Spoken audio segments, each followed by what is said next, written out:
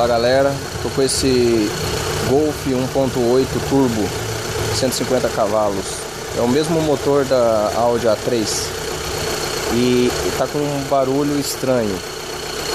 Já pesquisei muito no YouTube, Google e não consegui achar o problema, né? Porque cada um fala uma coisa. Vou colocar vocês para escutarem o barulho e vocês vão ver que acelerando um pouquinho some o barulho.